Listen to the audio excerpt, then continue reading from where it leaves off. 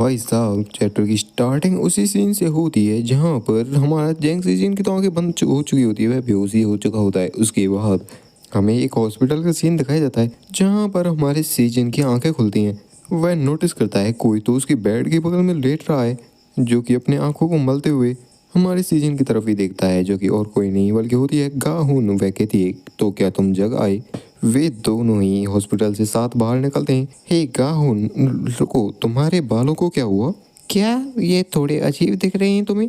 नहीं नहीं, तुम पर तो ये काफी ग्रेट लग रहे हैं। अरे नहीं भाई, ये कितनी प्रीटी है। आखिरकार तुमने ऐसा क्या किया था जिस वजह से डॉक्टर भी यह कह रहा था कि तुम्हारे पूरी बॉडी पर कोई भी ऐसा सिंगल स्पॉट नहीं है जो कि डैमेज ना हुआ हो? और आखिरकार तुम मेरे घर के पास के एरिया में क्यों बेहोश पड़े हुए थे? ओह, मैं तो वहाँ पर एक्सरसाइज कर रहा था। क्या? आखिर किस तरह की एक्सरसाइज? मेरे नेबरहुड में आकर? छोड़ो, वैसे तुम स्कूल क्यों नहीं आती गाहुन? गाहुन कुछ नहीं कहती, वे सैड सा चेहरा बना लेती है। याद करती है जब उसकी दोनों बहनों में लड़ाई होती है तो माँ उसकी छोटी बहन को काफ़ी ज़्यादा प्यार करती है और उसकी चोटों की मरहम पट्टी करती है, बल्कि अपनी गाहुन की तरफ तो काफ़ी खतरनाक नज़रों के साथ देखती है और चढ़ के रैपटप मारती है गाउन के चेहरे पर। कुछ न बोलता देख हमारे सीजन भी कहता है, क्या ऐसा हो सकता है कि तुम मेरे आइडिया को सुनने के बाद नहीं आई स्कूल क्योंकि तुम्हें मेरा आइडिया पसंद नहीं आया? जैंग सीजन, मुझे सच बताओ, जब तुम उस आइडिया को सजेस्ट कर रहे थे, उस गार्बेज को, तो तुम कोई जोक तो नहीं कर मार रहे थे ना? वह कोई जोक तो नहीं होगा है ना? सच में तुम्हारा आइडिया ही था ना? सीजन में कहता, हाँ हाँ, क्यों नहीं। तो फिर आखिरकार तुम क्या सोच रहे थे जब तुमने ये आइडिया हमें दिया था? नहीं, पहले मुझे तुम ये बताओ, आखिरकार तुम इस स्कूल में क्यों आते हो? वेल, क्योंकि स्कूल जाना मेरा एक सपना है। ओह नहीं नहीं, मेरा सपना है एक सेलिब्रिटी बनने का। गाहुन भी पूछते हैं, आखिर किस तरह के सेलिब्रिटी? सिंगर, एक्टर या क्या? जिसकी बात हो सुनकर तो सीजन भी कुछ नहीं कह पाता। मन में सोचता है, अरे नहीं, मैंने तो इतने आगे की सोची ही नहीं। गाहुन भी कहते हैं, अरे छोड़ो भी इसे, अब यह तुम्हारी जिंदगी है, तुम कुछ भी करो। सीजन, मुझे तुम्हारे बारे में तो नहीं पता आखिर तुम क्या चाहते हो, लेकिन मैं तो बता दूं कि मैं एक्सपेल नहीं होना चाहती। तो सीजन, तुम जिस काम को करने वाले हो उसे प्रॉपर तरीके से करो और दूसरों की जिंदगियों के ऊपर बर्डन मत बनो। नेक्स्ट सीन हमें स्कूल का दिखाया जाता है जहाँ पर ये जुन, बोंग जुनो और डू हो, तीनों ही लोग किसी को घूरे जा रहे होते हैं, जो कि और कोई नहीं बल्कि होती है गाहुन, जो कि कहती है, आखिरकार तुम मुझे ऐसे क्यों घूर रहे हो, क्या हुआ? ये जुन कहता है, कल शाम को हमें जितने भी आइडियाज आए थे उनमें से। बोंग जुनो कहता है, नहीं नहीं, मैंने तुमसे कहा तो था वे सारे ही आइडियाज एकदम बेकार हैं। तभी पूरी क्लास के बीच में शांति छा जाती है। टीचर भी कहता है, तुम्हें ये जानने की जरूरत है, बाकी की क्लासेस के जितने भी स्टूडेंट्स हैं उन्होंने तो अपने वीडियो को अपलोड करना भी स्टार्ट कर दिया है। जिस बात को सुनकर पूरी क्लास चौंक जाती है। वे एक वीडियो को देखते हैं जिस पर इतने टाइम में ही 10,000 व्यूज क्रॉस कर चुके होते हैं। वे देखकर एकदम हैरान हो जाते हैं, क्या 10,000 व्यूज को क्रॉस भी कर लिए? बोंग जूनो भी घबरा जाता है, आखिरकार अब हम 30% की लिस्ट में कैसे आएंगे? यहाँ पर तो इन्होंने 10,000 व्यूज भी क्रॉस कर लिए। जैंग सीजन कहता है, हे तुम क्या कर रहे हो? तुम इतनी जल्दी गिव अप क्यों कर रहे हो अपने आइडिया पर? हम ऐसे ही किसी आइडिया पर गिव अप नहीं कर सकते, हमें हर चुनौती का सामना करना होगा। जहाँ पर वह मन में सोच रहा होता है, ये बास्टर्ड, मैं गाउन के साथ हर रोज स्कूल आना चाहता हूँ, मैं निकलना नहीं चाहता इस स्कूल से। उसकी बातों को सुनने के बाद क्लास में भी शांति छा जाती है। गाउन भी कहती है, हाँ जैंग सीजन सही कह रहा है, यह काफी ज्यादा जल्दबाजी होगी गिव अप करने के लिए। बोंग जूनो चिल्लाते हुए कहता है, आखिरकार तुम क्या सोचती हो? आखिरकार हमें इस ओल्ड पैरोडी वीडियो का क्या करना चाहिए? गाहुन कहती है कि शायद ऐसा हो सकता है कि यह ओल्ड पैरोडी वीडियो होने की वजह से यह ज़्यादा अटेंशन को ग्रैब करे। जहाँ पर हमारी गाहुन सभी को डिटेल्स बताने लगती है कि डुओ, तुमको कंपोजिशन करना है, तुमको कोरियोग्राफी करनी है, ये जिन तुमको ये संभालना है, बोंग जुनो तुमको वो संभालना है, और सारी डिटेल्स दे देती है। और लास्ट में कहती है, मैं और सी जिन इन तुम पूरे पर ही ध्यान रखेंगे और सभी को सपोर्ट करेंगे। उसके ऐसे आइडिया को सुनने के बाद तो जैंग सीजन भी काफ़ी ज़्यादा खुश हो जाता है। वह कहता है, ओके, और सभी लोग काफी ज्यादा खुश हो जाते हैं। फिर हमें देखा जाए शाम का सीन जहाँ पर सभी लोग अपने अपने काम में लग चुके होते हैं। जिन भी इस टाइम पर काफी ज्यादा खुश होता है, जहाँ पर टीचर भी गाहुन को देखने के बाद कहता है, क्या सच में शुरुआत से उसका कैरेक्टर ऐसा ही था? नेक्स्ट सीन हमें एक पब्लिक एरिया का दिखाया जाता है जहाँ पर सभी लोग दूसरे किसी को देखकर काफी ज्यादा चौंक रहे होते हैं, जो कि और कोई नहीं बल्कि हमारे जिन की टीम होती है, जिन्होंने अपने कॉस्ट्यूम को पहन लिया होता है पावर रेंजर्स वाले। जहाँ पर वोंग जूनो अपने कैमरा को सेटअप कर रहा होता है, वह भी कहता है, अरे नहीं, इस सबको करने के बाद हम 100% एक्सपेल हो जाएंगे। तभी वहाँ पर कोई आता है जो कि और कोई नहीं बल्कि होती है गाहुन, जो कि अपने कॉस्ट्यूम को पहन कर आई होती है। जिसे देखने के बाद तो जी जिन भी काफी ज्यादा हैरान हो जाता है। वो कहता है अरे नहीं, ये कितनी प्रिटी लग रही है इसमें। फिर हम कुछ टाइम बाद का सीन देखते हैं जहाँ पर सारे ही लोग काफी खतरनाक सा डांस करने लगते हैं उन कॉस्ट्यूम में। आते जाते सभी लोग उन्हीं को देख रहे होते हैं डांस करता हुआ अजीब सी कॉस्ट्यूम में। गाहुन भी चिल्लाते हुए कहती है हे गाइस, तुम कर रहे हो तो इसे प्रॉपर तरीके से करो ना। बोंग जून उल्टा ही चिल्लाता हुआ कहता है अगर ऐसा ही कहना है तो खुद आकर क्यों नहीं करती? तुमने तो अभी अपनी हुडी भी नहीं उतारी और अपने कॉस्ट्यूम को भी नहीं पहना है। क्या कर रही हो तुम वहां पर? जहाँ पर गाहुन कहती है यह अभी रिहर्सल ही तो है, मैं तो तुम्हें देख रही हूँ। बोंग जून कहता है चाहे कुछ भी हो, अब तुम डांस करके दिखाओ, हम भी देखना चाहेंगे आखिर तुम कितना अच्छा डांस करती हो। सीजन भी कहता है अरे नहीं, मैंने भी कभी गाहुन को डांस करते हुए नहीं देखा। जहाँ पर पिछली बार प्रैक्टिस कर रहे थे तो भी गाहुन वहां से निकल गई थी यह कहकर कि मैंने प्रैक्टिस कर ली है तो गाइस तुम खुद कर लो। तो यहाँ पर गाहुन भी अपने कॉस्ट्यूम में डांस करके दिखाने लगती है सभी को। सभी लोग उसके डांस को देख भी रहे होते हैं। जहाँ पर हमारी गाहुन को भी डांस आता नहीं होता, वह भी अपने हाथ पाँव को हिलाकर कुछ भी डांस करके दिखा रही होती है। सीजन भी परेशान हो जाता है उसके डांस को देखने के बाद। वह भी कहता है तो अब मुझे पता चला आखिरकार इसे एफ क्लास में क्यों भेजा गया। जहाँ पर गाउन काफी ज्यादा एम्बेरस हो चुकी होती है। वह कहती है गाइस, तुमसे तो अच्छा डांस कर लेती हूँ मैं, आखिर मुझे ऐसे क्यों घूर रहे हो। जहाँ पर काफी टाइम बीत चुका होता है। बोंग जूनो अपनी रिकॉर्डिंग को देखते हुए कह रहा होता है अरे गाइस, तुमने तो कोई भी एक स्टेप को भी अच्छी तरीके से नहीं किया है, तुम क्या कर रहे हो ये सब। जहाँ पर डू हो सभी के माइंड को फ्रेश करने के लिए कुछ निकालता है और कहता है क्या तुम इसे खाना चाहोगे, जो कि एक कैंडी का पैकेट होता है जिसका नाम होता है एंशियंट रेलिक। बोंग जूनो भी कहता है क्या एंशियंट रेलिक, आखिर ये किस चीज है। डूओ कहता है अरे नहीं, इसे मेरी ग्रैंड माँ ने मुझको भेजा है। जिसे देखने के बाद वह बोंग जूनो भी कहता है क्या यह सबसे अच्छी कैंडी अब तक की। सीजन भी उनको बातों को सुनने के बाद वहां पर आ जाता है। वह कहता है मुझे भी चाहिए, मुझे भी चाहिए। डूओ भी कहता है हाँ खाओ, तुम सभी खाओ। वे सभी लोग खाने लगते हैं उस कैंडी को। और भाई साहब उन्होंने तो अपने दांतों से चबाने की कोशिश की होती है, लेकिन उनके दांत ही टूट जाते हैं और अपने मुंह को पकड़ कर बैठ जाते हैं। तभी गाहुन उनके पास से जाने लगती है। जैंग सीजन उसे नोटिस कर लेता है। वह कहता है गाहुन आखिरकार तुम कहाँ जा रही हो। गाहुन कहती है अरे कहीं नहीं, यहीं बाथरूम जा रही हूँ बस। और वह एक बैंक के किसी बाथरूम में जाती है। वह भी देख लेता है और उसका पीछा करने लगता है। डूओ भी कहता है अरे सीजन वहां मत जाओ, वहां नहीं जाना चाहिए तुम्हें। जहाँ पर गाहुन अपना काम पूरा करके निकल कर आ चुकी होती है तभी वह देखती है गेट पर हमारे सीजन को, जो कि थम्स अप का साइन दिखाता है हमारे गाहुन को। जिस पर हमारी गाहुन चलाने लगती है और वह कहती है आखिरकार तुमसे किसने कहा था मुझे यहाँ तक फॉलो करने के लिए, तुम क्या कोई पायलट हो। सीजन कहता है अरे नहीं, कुछ ऐसा नहीं है, मैं तो सिर्फ तुम्हारे लिए चिंतित था। तभी अचानक से उन्हें किसी खतरनाक साउंड सुनाई देती है और वही हम देखते हैं बैंक में कुछ लुटेरे घुस चुके होते हैं, जो कि कहते हैं सभी फ्लोर पर झुक जाओ और मुझे मेरा पैसा सारा वापस करो तुम बास्टर्ड्स। यहाँ पर हमें उन चोरों के पास्ट को दिखाया जाता है। वे एक कंस्ट्रक्शन साइट पर काम करते थे। जब भी किसी की मुसीबत आती, जहाँ पर एक बंदा जो कि गिरने वाला होता है इस टाइम पर, तभी उसका भाई उसके हाथों पकड़ लेता है, उसे गिरने से बचा लेता है और पूछता है अरे तुम्हें चोट तो नहीं लगी ना। तो बता दूं ये दोनों भाई हैं और इनका एक तीसरा भी भाई है। इनके पेरेंट्स इनकी यंग एज में ही मर चुके थे, जिसके बाद इन्होंने खुद से ही अपना घर चलाया। इनके पास कुछ नहीं था, सिर्फ ये तीन भाई जो कि अपना काम करते थे।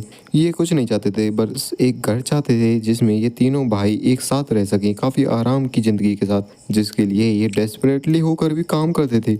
इन्होंने अपना सारा सेविंग्स को एक बैंक एम्प्लॉय के कहने पर एक ट्रस्ट में लगा दिया, जहाँ पर वह बैंक एम्प्लॉय भी कहता है हाँ हाँ सर, आपने ये काफ़ी अच्छा काम किया, अब आप अपनी जीत के काफ़ी करीब हो। आपने सच में एक काफ़ी बड़ा ग्रेट प्रोडक्ट चुना है, आपको आपका घर जल्दी ही मिलने वाला है। भाई साहब ये बैंक वाले भी काफ़ी सातर लोग होते हैं, एक बार लोन के चक्कर में फंसा देना फिर नहीं निकलने देते। ऐसा हमारे पास साथ भी हो चुका है, जैसा कि इनके साथ होने वाला है। जहाँ पर वे अपने घर के बारे में सुनने के बाद वे तीनों बंदे काफ़ी ज़्यादा खुश होते हैं कि हमें घर मिल जाएगा। लेकिन एक न्यूज़ ने उनकी सारी ज़िंदगी बदल दी। जहाँ पर न्यूज़ रिपोर्टर बता रहा होता है कि जे बैंक ने के सारे प्रोडक्ट लॉस में चल रहे हैं इस टाइम पर, वो भी 95% लॉस में। बेचारों ने खाया पिया कुछ नहीं और ग्लास टूटा 16 आना। और इस टाइम पर वे ही भाई अपने अपने रुपयों को वापस लेने के लिए चोर बनकर आए होते हैं उस बैंक में। कोई इन बात को सीरियस नहीं ले रहा होता तो लाल मार्क्स वाला बंदा कहता है अरे क्या कर सोच रहे हो तुम, यह कोई जोक लग रहा है तुम्हें। एक बंदे को धमकाया जाता है, उसे कहते हैं अरे तुम क्या कर रहे हो, जल्दी से शटर को डाउन करो और जल्दी से यहाँ आओ। वे ऐसे ही उन सभी को धमका रहे होते हैं, लेकिन एक बैंक एम्प्लॉय ने एक रेड बटन को दबा दिया होता है जिससे पुलिस बुलाई जाती है ना। तभी वे सभी जो एम्प्लॉयज़ होते हैं उनको बाहर निकलवा कर ज़मीन पर बैठा देते हैं। तभी एक भाई की नजर जाती है एक बंदे पर, जो कि वही होता है चोमू बंदा जिसने इनको फंसाया होता है। तुम बास्टर, तुम ही सबके रिस्पॉन्सिबल हो, तुम्हें हमारी रुपयों को वापस देना होगा, जल्दी से पैक करो रुपयों को। जहाँ पर वह बंदा सारे रुपयों को एक बैग में पैक करने लगता है। डैम इट, जल्दी करो, पैक करो इसे। वहीं पर हमारा सीजन और गाहुन भी होती है। गाहुन कहती है अरे जैंग सीजन, अब हमें क्या करना चाहिए? सीजन कहता है गाहुन चिंता करने की कोई बात नहीं, शांत रहो। तो तभी उन लुटेरों को बाहर से पुलिस के सायरन की आवाज़ सुनाई देती है और बाहर पुलिस आ चुकी होती है, जिन्होंने एक बैंक को सामने से घेर रखा होता है। वह बड़ा वाला बंदा कहता है भाई ये क्या हुआ, इतनी जल्दी ये यहाँ पर कैसे आ गए? सबसे छोटा वाला भी कहता है बड़े भाई अब हमें क्या करना चाहिए, अब हम क्या कर सकते हैं? उस सबसे बड़े वाले के पास भी कोई रास्ता नहीं होता, वह भी कुछ नहीं कह पाता और उनके भागने के लिए भी कोई रास्ता बचा नहीं होता, क्योंकि बाहर पुलिस बैठी होती है। तो वह एक काफी खतरनाक सा फैसला लेता है। वह कहता है हमारी जिंदगी पहले से ही खराब हो चुकी है, अब इससे भी बुरा क्या हो सकता है? उसने निकाल लिया होता है काफी खतरनाक सा बॉम्ब, जिसे देखने के बाद तो सीजन ही चौंक जाता है। कहता है क्या ये देखने में तो काफी सस्ता सा लग रहा है, लेकिन फिर भी यह एक बॉम्ब है। क्या क्या यह इसे यहीं पर फोड़ने की प्लानिंग कर रहा है? मुझे कुछ ना कुछ करके जल्दी से इसे रोकना होगा। तभी वह कुछ नोटिस करता है अपने पॉकेट में, जहां पर वह बंदा उस बम को डेटोनेट करने की ट्राई करता है, लेकिन तभी कुछ तो आता है जो कि उसके चेहरे पर लगता है और उसी चीज से वह जमीन पर गिर पड़ता है, जो कि और कुछ नहीं बल्कि वही कैंडी होती है जो कि डुओ ने हमारे सीजन और बाकी लोगों को खाने के लिए दी होती है। वह सबसे बड़ा वाला बंदा मोटा सा, वह कहता है आखिरकार ये कैंडी किस बास्टर्ड ने कैंडी फेंक कर मारी है इसे? वह देखता है हमारे सीजन को जो कि निशाने लगाकर बैठा होता है और उस कैंडी से फिर से हमला करता है एक दूसरे बंदे पर। सबसे छोटा वाला भागते हुए आता है हथौड़ी लेकर अपने हाथ में और कहता है मेरे बड़े भाई को टच करने की तुम्हारी हिम्मत कैसे हुई? और उससे अटैक करता है, लेकिन हमारा एमसी नीचे झुककर उसके रिब्स में काफी खतरनाक सा अटैक करता है, जिससे तो भाई उसकी सांसें भी फूल जाती हैं और उस खतरनाक से अटैक को लेने के बाद वहीं जमीन पर गिर पड़ता है। तभी गाउन कुछ नोटिस करती है, वह कहती है जैंग सीजन जल्दी से अपने सामने देखो। वह देखता है उस लाल मार्क्स वाले बंदे के हाथ में एक गन होती है। जैंग सीजन के पास टाइम नहीं होता, वह सीधे फुर्ती दिखाते हुए सामने चला जाता है उस बंदे के और एक छलांग मारते हुए अपने घुटने का एक काफी खतरनाक सा अटैक करता है उसके चेहरे के ऊपर, जिससे तो उसके हाथ से गन छूट जाती है और दूर जाकर गिरता है। यहाँ तक कि हमारा सीजन भी हाफने लगता है इस अटैक को करने के बाद और वह जमीन पर बैठ जाता है। वह भी सोचता है क्या पिछली फाइट के जो आफ्टर इफेक्ट्स हैं वो अभी तक दिख रहे हैं मुझे? आखिर कैसी कमजोर बॉडी है ये, जैसा कि एक्सपेक्टेड था। मैंने इतनी खतरनाक जंप मारी जिस वजह से मैं, यह तो मेरे लिए काफ़ी ज़्यादा हो गया। तभी वह अपने पीछे गन को नोटिस करता है जो कि उस ब्लैक मार्क्स वाले बंदे ने लगा रखी होती है। वह भी कहता है तुम्हारा ये इंटरफेरेंस अब यहीं खत्म होता है और वह ट्रिगर को दबाने ही वाला होता है। जिनके पसीने छूट जाते हैं वो सोचता है मेरा तो एंड आ गया शायद, लेकिन तभी कोई तो आता है जिसने उसके डायरेक्शन को ही बदल दिया होता है, मतलब कि उसे धक्का देकर दूर कर दिया होता है और गाहुन ने बड़ी मेहनत करके उसे दूर हटाया होता है। लेकिन वह बंदा गाहुन को अटैक करके उसे दूर हटाता है और कहता है तुम क्या कर रहे हो? और जब हमारे एमसी की तरफ देखता है, हमारा एमसी ने लॉन्च कर दी होती है काफ़ी खतरनाक सी फ्लाइंग किक उसके चेहरे पर, जो कि लिटरली काफ़ी गंदे तरीके से पड़ी होती है इसके चेहरे पर, जिससे वह दूर जाकर गिरता है। सीजन गाउन को पकड़ कर कहता है गाउन गाउन क्या तुम ठीक हो? लेकिन गाउन तो बेचारी बेहोश हो चुकी होती है एक अटैक से। गाउन जल्दी उठो। तभी भाई साहब रेड मार्क्स वाला बंदा सीधा अटैक करने के लिए आगे बढ़ता है हमारे एमसी की तरफ। एमसी सोचता है अरे नहीं, मैं अब ऐसी पोजीशन में हूँ, मैं इस अटैक को डॉज भी नहीं कर सकता और लिटरली भाई वह चाकू को लेकर काफी पास आ चुका होता है हमारे एमसी के। जिनको याद आने लगती है अपनी पुरानी बातें, जहाँ पर चीफ उसको ट्रेनिंग दे रही होती है। दोनों के बीच में माहौल काफी ज्यादा इंटेंस होता है। पलक झपकने की स्पीड से चीफ सीधा अटैक करने के लिए बढ़ जाती है जिन के ऊपर एक नाइफ के साथ, लेकिन हमारा जिन कुछ भी नहीं कर पाता, वह सिर्फ उस अटैक को अपनी तरफ आता हुआ देख पाता है। तो इसे देखकर चीफ भी अपने अटैक को रोक देती है। चीफ भी उसे समझाती है देखा ना तुमने, अगर तुम्हारे पास कितनी भी शार्प आइज क्यों ना हो, क्या तुम अटैक को देख ही क्यों ना पाओ? अगर तुम्हारी बॉडी इस पर रिफ्लेक्ट ना कर पाए तो तुम मारे ही जाओगे। और ऐसा इसलिए होता है क्योंकि हमारा माइंड उस अटैक को डॉज या ब्लॉक करने के बारे में सोचता है, लेकिन जो जितना शार्प और लीथल अटैक होता है उस अटैक की ट्रेजेक्टरी को तुम और भी आसानी से देख सकते हो। तो तुम उस एक स्मॉल मूव के साथ उसकी फेटल इंजरी को बच सकते हो लगने से, और उसी दौरान तुमने एक परफेक्ट अपॉर्चुनिटी को क्रिएट करना है ताकि तुम काउंटर अटैक कर सकते हो। जहां पर इस सिचुएशन में वह बंदा भी हमारे एमसी पर अटैक करने के लिए सीधा बढ़ चुका होता है। यह अटैक काफी ज्यादा फेटल होता है, जैसा कि चीफ ने बताया था। वह भी उस अटैक की ट्रेजेक्टरी को काफी आसानी से देख पा रहा होता है। उसे पता चल जाता है ये अटैक सीधा मेरे गले पर होने वाला है, और वह अटैक सीधा गले पर पहुंच भी जाता है और काफी कम दूरी रहती है गले और उस नाइफ के बीच में, लेकिन हमारा एमसी थोड़ा सा बगल में हटकर उसके अटैक को डॉज कर लेता है, लेकिन थोड़ा सा स्क्रैच आता है, ज़्यादा कुछ नहीं होता, और काउंटर अटैक के रूप में करता है हेडबट काफ़ी खतरनाक वाला, जिस अटैक के साथ उसके हाथ से उसका नाइफ तो छूटता ही है, साथ ही साथ मिलता है काफ़ी खतरनाक सा पंच उसके गले पर, और उस एक पंच के साथ वह बंदा भी नीचे गिर पड़ता है, वह भी खांसने लगता है अपने गले को पकड़कर। हे बास्टर्ड, तुमने ये क्या किया, मैं तुम्हें जाने ही नहीं दूंगा। हाँ, तुम तो कैसे रहे हो जैसे कि तुम अच्छी पोजीशन में हो, इस टाइम पर तुम कुछ भी नहीं कर सकते। वहाँ पर बैंक का मैनेजर आ जाता है और उसके साथ बाकी के एम्प्लॉयज भी। बैंक के मैनेजर के पास होता है एक गुलदस्ता, जिसका अटैक सीधा उसी बंदे पर होता है। फिर हम कुछ टाइम बाद देखते हैं बाहर काफी ज्यादा भीड़ होती है, पुलिस भी आ चुकी होती है और पूरा माहौल काफी खतरनाक होता है। जैसे ही बैंक का गेट ओपन होता है, वहाँ पर हमें दिखाया जाता है हमारा जिन और गाहुन, साथ ही साथ बैंक के एम्प्लॉयज ने उन चोरों को भी पकड़ लिया होता है। वहाँ पर इस पूरे सीन को कोई तो रिकॉर्ड कर रहा होता है, और ये एक ड्रोन होता है जो किसी और का होता है, अभी पता नहीं। जब गाहुन की आंखें खुलती हैं तो वह अपने सामने देखती है हमारे सी जिन को, जिसे देखने के बाद तो वह भी ब्लश करने लगती है। फिर हमें सीन दिखाया जाता है एक काफी खतरनाक सा हॉस्पिटल का, जहाँ पर पूरी ही टीम वहाँ पर बैठी होती है। सीजन भी कहता है क्या गाउन ठीक रहेगी, डू भी कहता है चिंता मत करो, वह ठीक ही रहेगी, इसमें दिक्कत की क्या बात है। ये जुन कहता है आखिरकार उसे बैंक के बाथरूम में जाने की क्या जरूरत थी, उसके साथ ऐसा कुछ होता ही नहीं अगर वहाँ नहीं जाते तो। वो भी कहता है अरे इतना ज़्यादा हार से मत बनो, ऐसा हो जाता है। ये जुन कहता है अरे नहीं यार क्या करें, हमने जितनी भी शूटिंग की थी वे सब एकदम बेकार है, उससे कुछ नहीं होगा। बोंग जुनो भी कहता है आखिरकार अब तुम क्या सोचते हो, हमें इस सिचुएशन में क्या करना चाहिए। ये जुन तो वहाँ से निकल ही जाता है, वह कहता है मैं तो घर जा रहा हूँ भाई, मुझे नहीं पता क्या करना है अब। सीजन भी कहता है वे हमें सच में एक्सपेल नहीं करेंगे है ना, वे नहीं करेंगे ना। डूहो क्या यहाँ पर कोई और रास्ता नहीं है इसे ठीक करने का। सीजन की बात को सुनकर डूहो भी कुछ नहीं कहता। जहाँ पर सीजन अपने माथे को पकड़ बैठ जाता है, वह सोचता है नहीं नहीं मेरी खुशी भरी यह स्कूल लाइफ ये बर्बाद हो जाएगी अगर मैं एक्सपेल हो गया तो स्कूल से। तभी बोंग जूनो कहता है नहीं शायद बच सकते हैं, मुझे लगता है यहाँ पर एक रास्ता अभी भी है। और ऐसा कहते हुए वह अपने बैग की तरफ देख रहा होता है, जिसके बैग में होता है वही ड्रोन जिससे शूटिंग की होती है पहले। जहाँ पर हम एक कंप्यूटर सेटअप को देखते हैं। भाई साहब ऐसा ही मेरा ड्रीम सेटअप होने वाला है, शायद हो जाए तो। और उस सेटअप में हम देखते हैं सेरेमार्ट हाई स्कूल के फ्रेशमैन लड़कों की काफ़ी सारी वीडियोस, जहाँ पर अभी अभी एक और वीडियो अपलोड हुई होती है जिसका टाइटल होता है वी आर हीरोज। फिर हमें नेक्स्ट डे स्कूल का सीन दिखाया जाता है। कुछ लड़के वीडियो देखते हुए कहते हैं ओ देखो तो सही एफ क्लास की कोई नई वीडियो आई है। लड़की कहती है मुझे नहीं पता, आखिरकार मुझे उनसे एक्सपेक्टेशन भी क्या लगानी चाहिए लॉल। काफ़ी सारे लोग उन वीडियोस को देख रहे होते हैं। टीचर भी एफ क्लास की वीडियो को देखता है, और इस वीडियो में उस बैंक रॉबरी की पूरी वीडियो होती है, जिसमें कैसे कैसे हमारे सीजन ने बचाया होता है बैंक रॉबरी होने से, और कैसे कैसे धूल चटाई होती है उन बंदों को, और किस तरीके से सारे लोग बचकर निकले होते हैं उस बैंक से। इसकी पूरी वीडियो उठी है, और लास्ट में लिखा था we are heroes.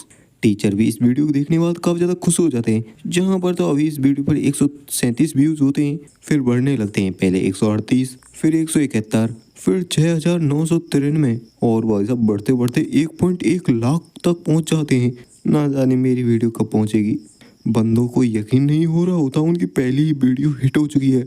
1.1 lakh views, पूरी क्लास में खुशी का माहौल फैल जाता है। गाहुन भी अपने फ़ोन से देखती है उस वीडियो को, क्योंकि वह तो स्कूल आई नहीं होती, घर से ही देखने लगती है। अगले सीन में हम देखते हैं एक हॉस्पिटल का सीन, जहाँ पर कोई तो फ्रैक्चर की हालत में पड़ा हुआ होता है, और ये और कोई नहीं बल्कि होता है बेयंग चान। वहीं दूर दरवाजे से कोई तो उसे देख रहे होते हैं, दो बंदे होते हैं वो, और ये दोनों और कोई नहीं बल्कि वही मोटा बंदा और चश्मिश वाला बंदा होता है जिसने हमारे सीजन को मारने की प्लानिंग की थी। जिनको देखने के बाद तो ब्योंग जान की भी हालत खराब होने लगती है। वह कहता है आखिर आखिर तुमने इस जगह को कैसे ढूंढा। फाइनली हमें उस मोटे बंदे की शक्ल दिखाई दी जाती है जो कि काफ़ी भद्दा है, और वह हमारे एमसी की उसी वीडियो को दिखाते हुए कहता है पास्टर्ड तुम अब इसे कैसे एक्सप्लेन करोगे, तुमने तो कहा था ये मर चुका है, अब ये कहाँ से आ गया। वहाँ पर वह चश्मिश बंदा भी काफ़ी खतरनाक नज़रों के साथ घूरता रहा होता है उस बंदे को। चांद भी अपना चेहरा मोड़ लेता है। वह मोटा बंदा तो गुस्से में आकर अपने फ़ोन को क्रैक पाड़ देता है। हे तुम फकिंग बास्टर्ड, मुझे आंसर दो, आखिरकार जैंग सीजन अभी भी जिंदा कैसे है। चश्मिश बंदा भी कहता है जो व्योंग चान आखिरकार ये सब क्या चल रहा है। व्योंग चान भी घबराते हुए कहता है सॉरी ये शुरुआत से ही एकदम गलत था, हमें पास्ट में ऐसा कुछ नहीं करना चाहिए था, ये सब गलत था। जहाँ पर हमें 9 महीने पहले का सीन दिखाया जाता है, जहाँ पर स्कूल में 3 बंदे जा रहे होते हैं, जो कि और कोई नहीं ब्योंग चान चश्मिश वाला बंदा और वह मोटा बंदा होता है। वे देखते हैं कि जेंग सीजन बेहोश पड़ा होता है उनके सामने, जिसको बेहोश और किसी ने नहीं बल्कि उसी बंदे ने किया होता है, टकला वाला। और शायद से ये इनका लीडर भी हो सकता है। वह बंदा काफी खतरनाक लुक में कहता है, इस बंदे को मेरी नजरों के सामने से अभी ले जाओ। मैंने कहा इसे मेरी नजरों के सामने से ले जाओ। उसके ऐसे गुस्से वाले लुक को देखने के बाद तो उनके पसीने छूट जाते हैं। अगले सीन हम देखते हैं एक कंस्ट्रक्शन साइट का, जहां पर उन बंदों ने हमारे जैंग सीजन को लाकर एक खंबे से बांध दिया होता है और उसके सामने वही तीनों बंदे बैठ खड़े होते हैं। लेकिन हमारे जैंग सीजन को अभी भी होश नहीं आया होता है। चश्मिश वाला बंदा भी पूछता है, क्या यहाँ पर कोई बंदा तो नहीं आएगा ना? मोटा वाला कहता है, अरे नहीं, चिंता की बात नहीं है, यहाँ पर कोई नहीं आएगा, ये अंडर कंस्ट्रक्शन साइट है, यहाँ पर कोई नहीं आता। लेकिन क्या ये ठीक रहेगा कि हम जैंग सीजन को इसी तरह यहाँ पर छोड़ दें? सर ये तो मेरी सरदर्दी बन गया। चश्मिश बंदा जियोंग चान चश्मिश वाला बंदा ब्योंग चान से कहता है, हे ब्योंग चान, ध्यान से सुनो, तुम्हें यहाँ पर आते रहना होगा और इसका ध्यान रखना होगा। अगला सीन हम देखते हैं उस बंदे की हवेली का, जहाँ पर वह टकला बंदा और वह चश्मिश बंदा दोनों होते हैं। टकला वाला बंदा कहता है, हमें प्रॉपरली तौर पर उससे छुटकारा पाना होगा। वेट, क्या क्या तुम कह रहे हो हमें उसे मारना होगा?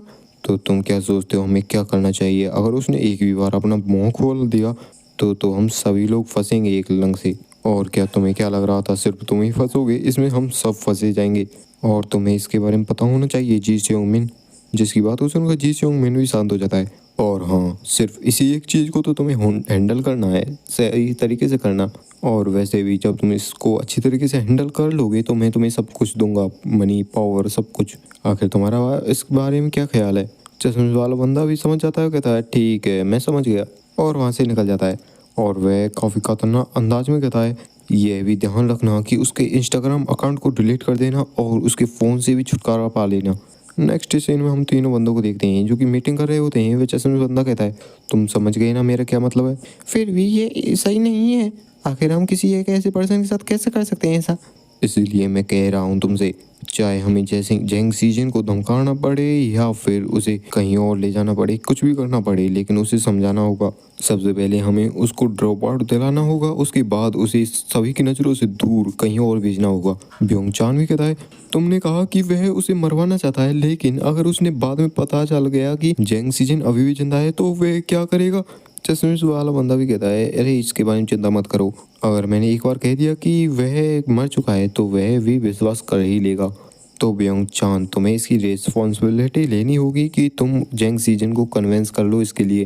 ब्योंग चान कहता है, क्या मैं रिस्पॉन्सिबल हूँ? हाँ, क्योंकि तुम तो स्कॉलरशिप लेकर एक स्टूडेंट बन जाओगे उस हाई स्कूल के। लेकिन एक बार अपने छोटे भाई के बारे में सोचो, जो कि बिना रुपयों के तो कैसे भी स्कूल में नहीं जा पाएगा। अगर तुमने ये काम कर दिया तो तुम्हें काफ़ी सारे रुपए मिलेंगे, और एक बार तुम इस प्लान में सक्सीड हो गई तो तुम्हें काफ़ी बड़ा कंपनसेशन मिलेगा। तो फिर अगर चैंग सीजन नहीं माना तो मुझे क्या करना होगा? तभी वह बंदा एक नोट पकड़ाता है उसे। लेकिन जब ब्योंग चान उस नोट को खोल कर देखता है तो ये है और कुछ नहीं बल्कि होता है सुसाइड नोट। मोटा वाला बंदा वो कहता है कि क्या सुसाइड नोट? आखिर ये तुम्हारे पास क्या कर रहा है? इसे क्या कर?